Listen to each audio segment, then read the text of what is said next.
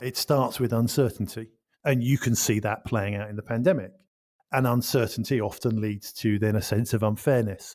We've seen people, in the lockdown start to go, well, that's not fair. Why do I have to do this and they can't do that? Then people start to feel a loss of control. They feel like there's nothing they can do to change things. So that loss of control then starts depleting the emotional resources. People feel worse about what's being expected of them. And obviously all of that then leads to that resistance. All right, I'm not going to play. The question is from Thinking Focus. Hi, I'm Ricky from Thinking Focus. Hi, I'm Paul from Thinking Focus. The question is for today, how can I help team members who are feeling overwhelmed? A really interesting topical question for now, isn't it? Well, the more we talk to our clients, and I'm sure that you're the same, is this seems to be a constant in all the conversations we have. Overwhelmed, overworked, they don't know where to turn, they don't know how to... they just don't know how to satisfy everybody. They just feel so in demand, and literally a lot of the calls that we're doing, particularly on Teams or Zoom, we start with people with their head in their hands, and the first 5 or 10 minutes is helping them with their thinking. Yes, and I think that's because, and I'm gonna unapologetically go into some of the psychology of this on this podcast. So I'm going to start with well, there's nobody better than you, really, is there? Oh, I'm sure there is, to be fair. But well, from our team then. Okay. But I want to start with a really kind of, in fact, I think it actually comes from sociology, a model that's known as the job demands control model, from a guy called Karasek. I think I've said his name right, in the kind of late 70s, that looks at 2 factors of any job that you've got. So it looks at what are the demands of the role. So how much is that role asking from that person? And you can imagine from a low to a high. Okay. And the decision latitude, which is a very clever way of going, how much control does that person have over the job? And what you kind of know is that the least stressful jobs are where those 2 things are in line. So if you've got low demand, low decision latitude, that's what's known as a passive job. But people are quite happy doing that. They know exactly what's expected of them. The demand isn't too high, but they know how to do it. And if you've got really high demands, a tough job, but you have a lot of control over how that job is done and the choices and the things that you can do within it, it's an active job. People are really motivated by that, and they find that something they can do. And in fact, actually, these really active jobs are the ones that motivate people to learn and grow, to become better.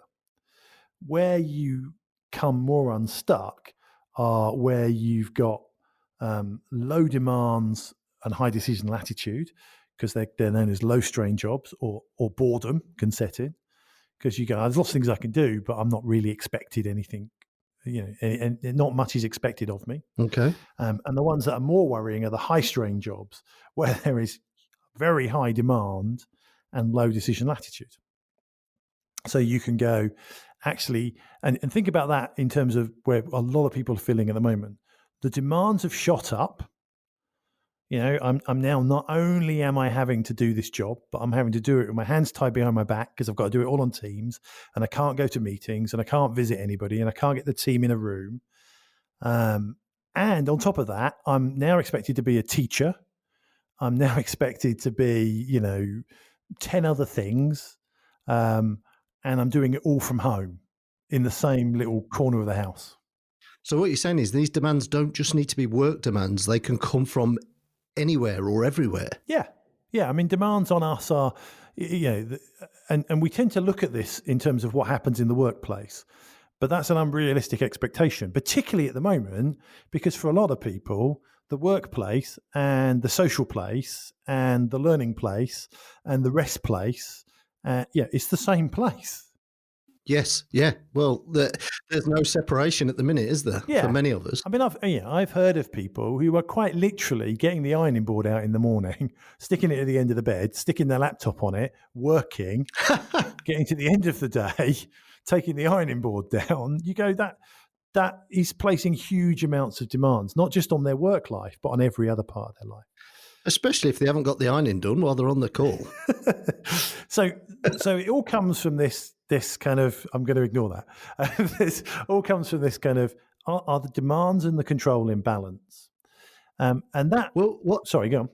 I was just going to say there was an example last week. We've been talking with a client about doing some value stuff, and we'd identified a solution that we're all bought into it, and then their control element was completely kind of revoked, not because their boss was doing anything untoward. It was just that the organisation, because of lockdown 3.0 or 2.0, I can't remember which one we're on, but because of the current lockdown, basically all of the budgets had to be basically re-evaluated, which meant all of the plans she'd made all of a sudden were invalid. So we've now got a really senior person in reality that's going to be doing a lot of kind of webinar activity that originally they were going to get us to do a train the trainer and help all the people in their countries and their regions do that. And now, because of decisions that have been made,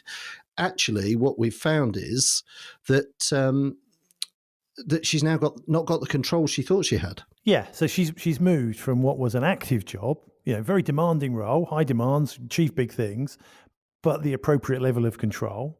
The control's been removed. It's moved from an active job to a high strain job. And suddenly that pressure isn't because the demand got bigger in her case. It's because the control got withdrawn. And that will have delivered, I guess, a huge amount of frustration and a lot of pressure to then be able to do that role without the control that she once had, just because the budgets have gone. And the demand has actually now increased because the support infrastructure she thought she had no longer exists.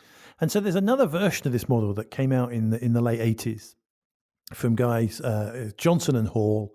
I'm never quite sure. It might be Johnson and Hall. It might be Johnson and Hall and Therrell. I've seen different versions of it, so I apologise if by any chance they happen to listen to this podcast and I've got it wrong. But it was a model, and it's known as the Job Demands Control Support Model.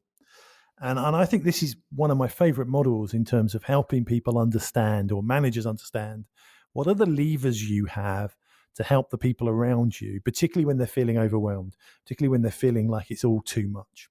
And I want to go through the three areas of this model. So it's job demands, it's control, and it's support. Okay, so this sounds like it's built on the work that Karasek did. Absolutely, it's one of these kind of iterations of the model, and it's doing something slightly different. So I always think of the original Karasek work as being more about how do we make sure we've got good design jobs? How have we got jobs where the demands and the control, everything matches? Okay. Where this is, I think, more of a model for looking at, okay, when things are kind of off kilter, what are the levers that we've got available to us to kind of put things right? So something more practical that, like you say, that managers can actually use with their teams to help them, because it's got that kind of third dimension that you mentioned around support. Yeah, exactly. So let's pick each one up in turn, and let's start with demands, job demands. So right now, middle of the pandemic, working from home, you might be in an environment where the volume of work, and take the person that you just talked about, the volume of work has increased. Sizably. Yeah. Yeah. So, I mean, I had a situation with somebody a while ago where they were talking about a call center environment, and the volume of calls has gone up. The demand on them has gone up. So the pressure on their people has gone up. And I'm not saying for 1 second that you just reduce the demand. I'm not saying that you shut the phone lines, or you tell people not to call, or you whack your wait times up. I'm not saying in the case of this particular person you was talking about that they then say, right, we can't deliver this anymore and reduce the demand. That might be an option, but very often that's not an option. But what we can do as managers, what we can do as leaders, is step back and look at the overall demand we're placing on people. So I heard a really great example a while ago, call center related as well, where they said, look, the volume of calls is going to go up. But what we can do is we can cut down the length of time it takes at the end of a call for the agent to document that call.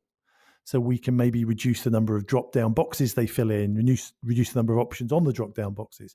Now, I appreciate that might reduce the data they're getting, but what they were trying to do is go, while the call volume is higher, how do we make other parts of that person's job easier? Okay. If you're a manager, what you're looking at, are the areas where you can reduce the demand on that person to offset the increase somewhere else. Because at the end of the day, they can only deliver so much. And they can only work at 110% for so long before there's an impact of that. So, just thinking about, what are the things you're asking of them that maybe you need to live without for 3 or 4 months. Maybe you just need to pull the demand back in some other areas. Maybe that long weekly report they have to do every Friday just becomes a few bullet points just for the next few months. You're not saying you're not going to do it forever. You're just reducing that demand where you can. And that might mean, as a manager, you might need to have some interesting conversations with some of your stakeholders that depend on some of this stuff, because actually you can't have everything. So do we deal with this or do we deal with that? Actually, what we're going to do is modify this in some way to create that. That means you're not going to get perhaps, like you say, the level of data, the level of information or insight that you would normally expect from us, because... and I've had a classic example of that recently with somebody where they had 3 different stakeholders basically asking for different versions of the same information. And what they've had to do is go on, do you know what? This is how it comes off the system.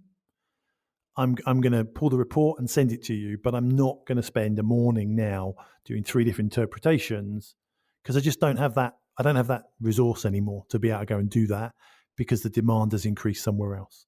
And you have to have that conversation. And that takes...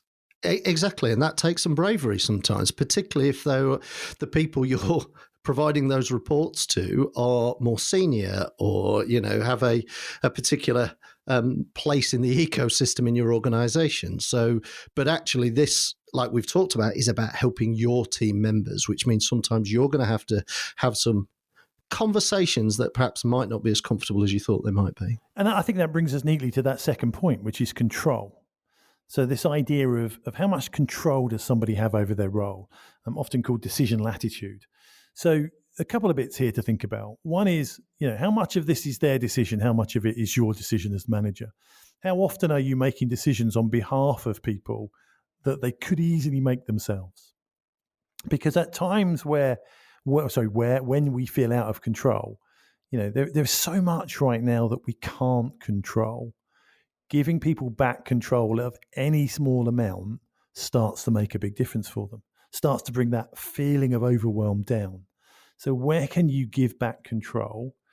And then to your point, where can you help them take control? Where can you intercede and go, do you know what? Actually, I'm going to help you stop doing that. I'm going to help you reduce these demands. I'm going to help you do things in a different way. And the third point I find fascinating about control is sometimes as a manager, the role isn't to give them control. It isn't to wrestle away difficult decisions. It's just to help them see where they've always had control and didn't believe it. Yeah, and we get that a lot, don't we? Where people assume, well, I didn't realise I'd got the permission almost to be able to make that decision, make that call. And often managers are going, why wouldn't I want you doing that?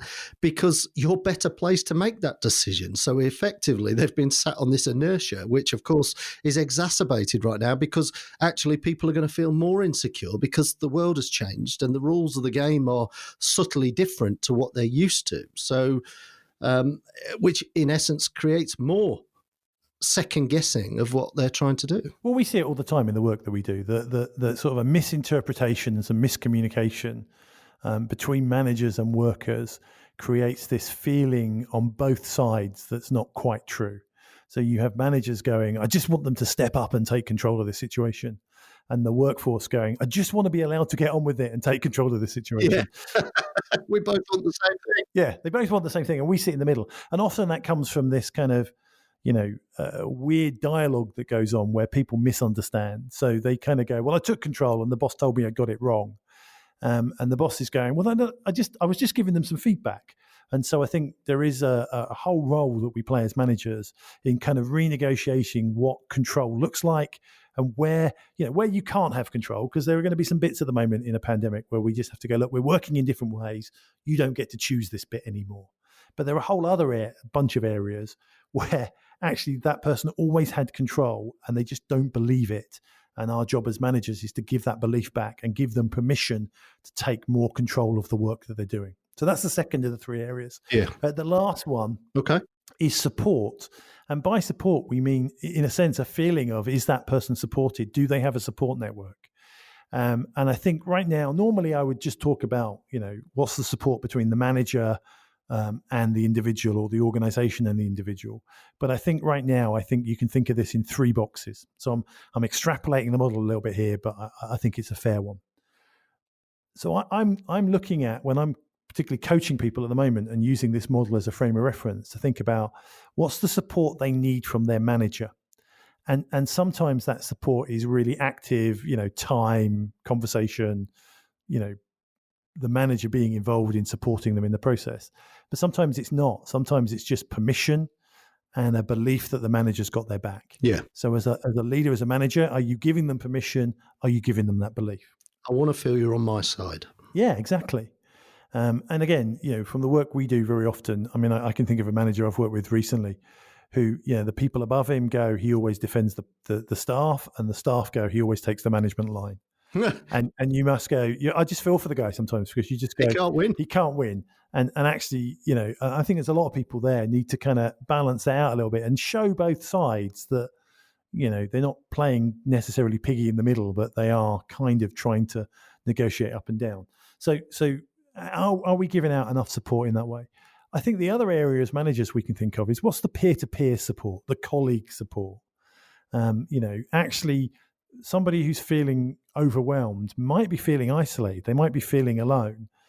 And just creating peer-to-peer support networks, creating opportunities for peers to talk to each other, even social calls that happen when everybody's working from home, creates that feeling of support that enables people to work out some of the bigger issues on their own. So are we creating that environment, or are we making people feel like they can't do that? Well, one of the things we've introduced throughout the entire lockdown process is to have a social speakeasy where we all come together. It's not work related. Inevitably, work kind of feeds in sometimes because that's our commonality. But actually, we just talk about family. We talk about other things that we're working on or working with from a personal perspective. And we've had that, and we've almost been really disciplined with that throughout the entire lockdown. I think it's only fell off once or twice when a client really needed us to do something at a particular time. But whoever's available has still gone on that, and we've still had that conversation, that call, because to your point, that's where the colleague support is, even if it's just making each other smile, making each other laugh, and not treating the world as serious as it is right now. And the third area in support, and I'm not saying it's the manager's job to fix this, but I think it is worth us all being aware of this right now because of the pressure everybody's under, is what I would call the home support. So how supported is this person outside of the work environment? What other pressures do they have? And by this, I mean, everything from, are they living in a household where somebody might be ill? Are they living in a household where somebody else might be struggling with lockdown and what that means, with increased tensions at home? Are they struggling between, doing the work and educating the kids and, all the other jobs that have suddenly fallen upon people? Because, we've moved from a world where, even something as simple as going to the shops has become a lot more complicated than it was a year ago. Yeah. Just getting enough food to eat is become, slightly more complicated, unless you live where I live and you can have it delivered by robots. And well, well, that's an interesting one. Remembering your mask is always my big failing. I'm like, oh God, yeah. You turn up and you haven't got your mask, so that creates another pain because you've got to go and either buy one or find one from somewhere. Yeah. So I think again, it's just being aware of those things as a manager and going, actually, somebody might be feeling the demands of a role that 3 or 4 months ago would not have overwhelmed them, that right now is overwhelming them, not because the job is more complicated, but the total demands in their life is more complicated and support is lacking in other areas of their life. And you might go, what's that got to do with work? Well, if you want to get the best out of them, you have to look at them in their entirety and see all these aspects of their life and how that's going to impact. So sometimes we just have to accept that on that really bad day, as you and I have this situation today where one of our colleagues has found himself in a childcare situation, unavoidable. You're just going to have to accept that that's part of the world we live in now. And how do we provide the relevant types of support to enable us to work through that? Well, I think that's a really good point to end on. To be fair, Paul, I think understanding this demands control and support. That's our responsibility as managers to help our people. I think that's a great place to end. All right, let's end there then. Next time on The Question Is. The first thing is it is totally normal that we do this.